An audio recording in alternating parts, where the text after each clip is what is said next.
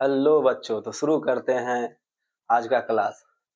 आज का क्लास बहुत ही खास होने वाला है, क्योंकि आज हम क्लास 10th का साइंस का 20 मिनट में फुल रिवीजन कराने वाले हैं। अगर आप ध्यान लगाकर इस क्लास को देखेंगे तो 100% श्योर है कि इधर से कुछ ना कुछ प्रश्न आपके एग्जाम में जरूर ही आएंगे। बच्चों, आज का हमारा पहला प्रश्न है कि कौन सा अधातु चमकीला होता है। आपको अच्छा से पता होगा कि धातु अधातु क्या होते हैं और धातु के गुण क्या होते हैं, अधातु के गुण क्या होते हैं। इसमें प्रश्न है कि अधातु चमकीला, यह अधातु का गुण नहीं है चमकीला होना, पर अधातु है और उसके बाद वो चमकीला है। तो आयोडीन जो होता है, आयोडीन वह अधातु होते हुए भी चमकीला होता है। आपको आयोडीन से एक प्रश्न और है कि हमारे शरीर में अगर आयोडीन की कमी होगी तो कौन सा रोग होगा। तो आयोडीन की कमी से घेघा रोग होता है। जो ग्लैंड होता है, ग्लैंड, वो घेघा रोग, हम लोग आयोडीन की कमी से घेघा रोग होता है। उसके बाद है कि अधातु जो विद्युत का सुचालक हो। अधातु का गुण होता है कि वह विद्युत का कुचालक होता है, पर अधातु जो विद्युत का चालक हो। तो ग्रेफाइट, ग्रेफाइट कार्बन का ही एक रूप है। उसके बाद अधातु जो द्रव अवस्था में कौन सा अधातु पाया जाता है, तो वह ब्रोमीन जो है वह द्रव की अवस्था में पाया जाता है। धातु, कौन सा धातु है जो द्रव की अवस्था में है, तो वह है पारा। पारा द्रव की अवस्था में होता है। धातु का गुण है कि धातु ठोस होता है, पर धातु यहाँ पे द्रव अवस्था में, तो कौन सा द्रव अवस्था में, तो पारा। उसके बाद धातु विद्युत का क्या होता है, तो विद्युत धनात्मक होता है। और धातु विद्युत का क्या होता है, तो विद्युत ऋणात्मक होता है। उसके बाद कहता है कि सबसे अच्छा चालक कौन है। विद्युत का सबसे अच्छा चालक क्या है, तो विद्युत का सबसे अच्छा चालक होता है चांदी। उसके बाद सबसे ज्यादा तन्य कौन सा धातु होता है, तो सबसे ज्यादा तन्य धातु होता है सोना। अगर 1 ग्राम सोना को खींचा जाए तो 2 किलोमीटर लंबा तार बनाया जा सकता है। यह इतना तन्य होता है। सबसे भारी तत्व कौन है, यहाँ पे गौर से देखने वाली बात है कि सबसे भारी तत्व, तो यूरेनियम सबसे भारी तत्व है और दुनिया का सबसे महंगा तत्व यूरेनियम ही होता है। ऐसे आज तक किसी भी देश या कोई भी इंटरनेशनल मार्केट अभी तक यूरेनियम का फिक्स प्राइस नहीं बताया है, पर दुनिया का सबसे महंगा तत्व यूरेनियम ही होता है। यूरेनियम को व्हाइट गोल्ड भी कहा जाता है। उसके बाद है कि सबसे भारी धातु कौन है। सबसे भारी धातु, तो ओस्मियम सबसे भारी धातु है। उसके बाद सबसे हल्का तत्व, फिर से देखने वाली बात है, यहाँ पे था सबसे भारी तत्व, यहाँ सबसे हल्का तत्व। सबसे हल्का तत्व जो होता है वह हाइड्रोजन होता है। उसके बाद सबसे भारी गैस कौन है, सबसे भारी गैस, तो सबसे भारी गैस होता है रेडॉन गैस, जो सबसे भारी होता है। उसके बाद सबसे हल्की गैस कौन है, तो हाइड्रोजन सबसे हल्की गैस है। उसके बाद अगर हम इधर देखें तो गुब्बारे में कौन सी गैस भरी जाती है, तो गुब्बारे में भरी जाती है हीलियम। गुब्बारे में भरी जाती है हीलियम। उसके बाद चिप्स के पैकेट में कौन सा गैस होता है, तो चिप्स के पैकेट में रहता है नाइट्रोजन। उसके बाद धुआं, जो धुआं है, धुआं में कौन सा गैस होता है, तो धुआं में होता है कार्बन मोनोऑक्साइड CO। यह एक जहरीला गैस है। उसके बाद ग्लोबल वार्मिंग में कौन सा ज्यादा गैस होता है, तो वो है CO2 कार्बन डाइऑक्साइड। पादप हार्मोन, पादप हार्मोन कौन सा है, एथिलीन एक पादप हार्मोन है जो गैसीय अवस्था में, इसीलिए पादप हार्मोन जो गैसीय अवस्था में है, आपसे पूछेगा तो एथिलीन एक पादप हार्मोन है जो किस अवस्था में होता है, तो गैसीय अवस्था में। ओजोन परत का क्षय कौन करता है, तो ओजोन परत का क्षय करता है CFC। अगर CFC का पूरा नाम जानेंगे तो हम लोग, CFC का पूरा नाम होता है क्लोरोफ्लोरोकार्बन। उसके बाद है कि भोपाल गैस त्रासदी में, भोपाल गैस त्रासदी में कौन सा गैस लीक हुआ था या गैस का रिसाव हुआ था, तो वह है मिथाइल आइसोसाइनेट। यह 20 दिसंबर 1984 को मध्य प्रदेश की राजधानी भोपाल में रात के समय में एक गैस लीक हुआ जिसका नाम था मिसाइल आइसोसाइनाइट। अब हम आप इसका एक स्क्रीनशॉट ले लीजिए और उसके बाद हम फिर आगे देखते हैं इसके आगे का प्रश्न। अब हम बस इसी में पूरा केमिस्ट्री का केमिकल फार्मूला, जो भी रासायनिक सूत्र था, उसको हम इधर लिख दिए हैं और बस आपको एक इसका स्क्रीनशॉट लेना है। पेन को उठाइए और अपने कॉपी में नोट करिए और सारा केमिकल फार्मूला का डाउट, डर सब अभी 2 मिनट में खत्म होने वाली है, आपको डरने की कोई जरूरत नहीं है, मजा आ जाएगा। सारा केमिस्ट्री का निचोड़ 2 मिनट में। देखिए, सबसे पहले है कि यहाँ के एल्कीन का सामान्य सूत्र क्या होता है। तो एल्कीन का सामान्य सूत्र होता है CnH2n। उसके बाद है कि एल्कील, एल्कील का सामान्य सूत्र क्या होता है। तो एल्कील का सामान्य सूत्र होता है CnH2n+1। उसके बाद है कि एल्काइन, एल्काइन का सामान्य सूत्र क्या होता है। एल्काइन का सामान्य सूत्र होता है CnH2n-2। उसके बाद एल्केन, एल्केन का रासायनिक सूत्र क्या होता है। तो CnH2n+2।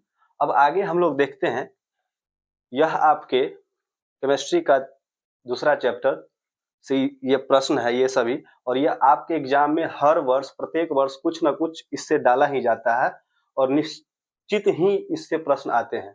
तो इसको आप विशेष रूप से ध्यान में रखेंगे, आपके परीक्षा में आने की पूर्ण संभावना है। तो सबसे पहले है कि संगमरमर का रासायनिक सूत्र क्या होता है। तो संगमरमर का रासायनिक सूत्र होता है CaCO3।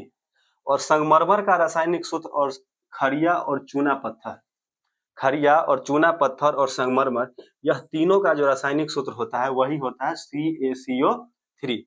उसके बाद है कि सोडियम क्लोराइड, सामान्य भाषा में जो सामान्य नमक, साधारण नमक होता है, उसका रासायनिक सूत्र क्या होता है। तो NaCl, सोडियम क्लोराइड। उसके बाद है कि अमोनिया का रासायनिक सूत्र क्या होता है। तो अमोनिया का रासायनिक सूत्र होता है NH3। अब आगे हम देखेंगे कि सल्फ्यूरिक अम्ल का सूत्र क्या होता है। तो H2SO4। उसके बाद हाइड्रोक्लोरिक अम्ल, जो हमारे पेट में होता है, हमारे भोजन को पचाने में हम मदद करता है, उसका सामान्य सूत्र क्या होता है। तो हाइड्रोक्लोरिक अम्ल का सामान्य सूत्र होता है HCl। उसके बाद है कि मैग्नीशियम हाइड्रोक्साइड का क्या होता है। तो MgOH2। उसके बाद है ग्लूकोज, ग्लूकोज आप प्रकाश संश्लेषण बहुत अच्छा से पढ़े होंगे। तो प्रकाश संश्लेषण क्रिया के द्वारा पौधे किसका निर्माण करते हैं। तो ग्लूकोज का, ग्लूकोज का सामान्य सूत्र होता है C6H12O6, C6H12O6। उसके बाद है कि चीनी का रासायनिक सूत्र क्या होता है। चीनी को सुक्रोज भी कहा जाता है और इसका सामान्य सूत्र होता है C12H22O11, C12H22O11। उसके बाद विरंजक चूर्ण या ब्लीचिंग पाउडर, विरंजक चूर्ण या ब्लीचिंग पाउडर का सामान्य सूत्र क्या होता है। तो इसका सामान्य सूत्र होता है CaOCl2, CaOCl2। अब आगे हम देखें कि बूझा हुआ चूना का रासायनिक सूत्र क्या होता है। तो बूझा हुआ चूना का रासायनिक सूत्र होता है CaOH2। उसके बाद है कि बिना बूझा हुआ चूना का रासायनिक सूत्र क्या होता है। उसका बिना बूझा हुआ चूना का रासायनिक सूत्र होता है CaO। उसके बाद यहाँ पे देखेंगे कि खाने वाला सोडा और बेकिंग सोडा, तो खाने वाला सोडा और बेकिंग सोडा का दोनों का रासायनिक सूत्र सेम ही होता है, एक ही होता है, NaHCO3, NaHCO3 खाने वाला सोडा कहिए या बेकिंग सोडा कहिए, उसका रासायनिक सूत्र। उसके बाद है कि धोवन सोडा का रासायनिक सूत्र क्या होता है। तो धोवन सोडा का रासायनिक सूत्र होता है Na2CO3 10H2O, Na2CO3 into 10H2O, धोवन सोडा का। उसके बाद जिप्सम का रासायनिक सूत्र क्या होता है। तो जिप्सम का रासायनिक सूत्र होता है CaSO4 इंटू हाफ H2O। फिर से सुनिए कि जिप्सम का रासायनिक सूत्र होता है CaSO4 इंटू हाफ H2O। उसके बाद है तुतिया या नीला थोथा, तुतिया और या नीला थोथा का रासायनिक सूत्र क्या होता है। तो CuSO4 into 5H2O, CuSO4 into 5H2O नीला थोथा या तुतिया का रासायनिक सूत्र होता है। और हमने पहले ही बता दें कि खड़िया और चूना पत्थर और संगमरमर, खड़िया, चूना पत्थर और संगमरमर का रासायनिक सूत्र CaCO3 होता है। साइंस एक बहुत ही खूबसूरत विषय है और इसे पढ़ने में बहुत ज्यादा ही मजा आता है और ये एक इंटरेस्टिंग सब्जेक्ट है और आपको पढ़कर बहुत ज्यादा अच्छा लगा होगा। इसका एक स्क्रीनशॉट ले लीजिए और फिर हम आगे देखते हैं आगे का प्रश्न। तो बच्चों, अब प्रश्न है बायो से, बायोलॉजी का प्रश्न है कि फल पकाने वाले हार्मोन कौन सा है। तो फल पकाने वाले हार्मोन है एथिलीन। हमने अभी बताया है कि फल पकाने वाला हार्मोन एथिलीन है। एथिलीन जो है वो किस अवस्था में पाया जाता है। तो गैसीय अवस्था में पाया जाता है। उसके बाद है वृद्धि हार्मोन कौन है। तो वृद्धि हार्मोन ऑक्जीन और जिबरेलिन, ऑक्जीन और जिबरेलिन दोनों ही वृद्धि हार्मोन है। पत्तियों को मुरझाने वाला हार्मोन कौन सा है। तो पत्तियों को मुरझाने वाला हार्मोन है एब्सिसिक, जो हार्मोन है एब्सिसिक, वो क्या है, तो पत्तियों को मुरझाने वाला। कोशिका विभाजन एवं पत्तियों को अधिक समय तक हरा कौन सा हार्मोन रखता है, तो वह है साइटोकाइनिन। साइटोकाइनिन हार्मोन जो है पत्तियों को अधिक समय तक हरा रखता है और कोशिका विभाजन करता है। ऑक्जीन की बात करेंगे तो यह वृद्धि हार्मोन है और पौधा का ऊपरी भाग को बढ़ाने में मदद करता है। जिब्रेलिन भी एक पादप हार्मोन है जो बीज को अंकुरने में भी मदद करता है और उसके तना को बढ़ने में भी मदद करता है। उसके बाद एक प्रश्न है कि वह प्रक्रम जिसके द्वारा जीव अपने जैसे संतान की उत्पत्ति करते हैं वह क्या कहलाता है, तो अपने जैसा संतान की उत्पत्ति करना ही क्या कहलाता है, जनन। अंग्रेजी में इसी को हम लोग बोलते हैं रिप्रोडक्शन। यह दो प्रकार का होता है, अलैंगिक और लैंगिक। जनन दो प्रकार का होता है, अलैंगिक जनन और लैंगिक जनन। अलैंगिक जनन में किसी भी प्रकार का युग्मक का निर्माण नहीं होता है और अलैंगिक जनन के द्वारा जो संतानों की उत्पत्ति होती है वह अपने जनकों के समान होता है, इसी के कारण हम उसे क्लोन कहते हैं।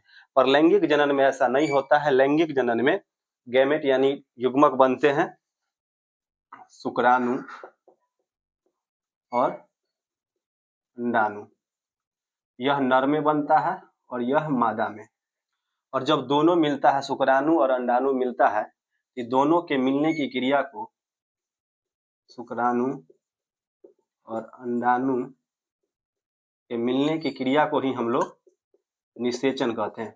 आपसे प्रश्न पूछा जाएगा कि फर्टिलाइजेशन यानी निषेचन किसे कहते हैं, तो नर युग्मक और मादा युग्मक के संलयन को ही हम लोग निषेचन कहते हैं। निषेचन की क्रिया कहाँ होती है, तो वह फैलोपियन ट्यूब में होती है।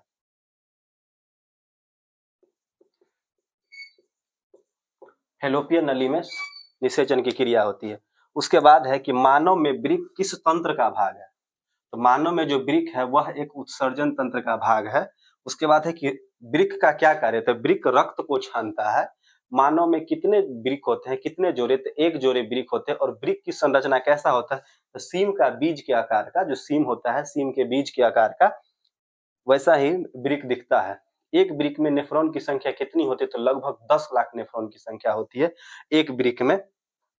उसके बाद दही के जमने में कौन सी क्रिया होती है, तो दही के जमने में कौन सी क्रिया होती है, तो दही के जमने में किण्वन होती है। एक प्रश्न छूट गया कि स्त्रियों में लिंग गुणसूत्र है, तो XX स्त्रियों में लिंग गुणसूत्र है। वही का अगर बात करेंगे पुरुष में, तो पुरुष में XY लिंग गुणसूत्र होता है।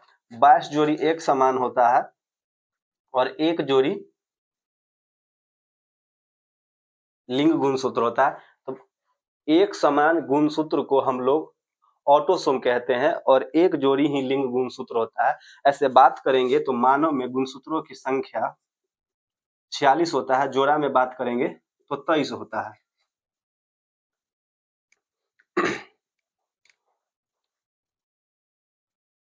आई होप कि आज का क्लास आपको अच्छा लगा हो और जब तक आपका एग्जाम नहीं हो जाता है तब तक हम प्रत्येक दिन ऐसे ही आपको science, social science, Hindi, Sanskrit सभी विषयों का फुल रिवीजन, छोटा सा ही रहेगा पर पूरा रिवीजन रहेगा। पूरा किताब का निचोड़ हम छोटा सा ही वीडियो में बनाने का कोशिश करेंगे और मुझे आशा है कि आपको मेरा वीडियो अच्छा लग रहा होगा और पढ़कर आपको मजा आ रहा होगा।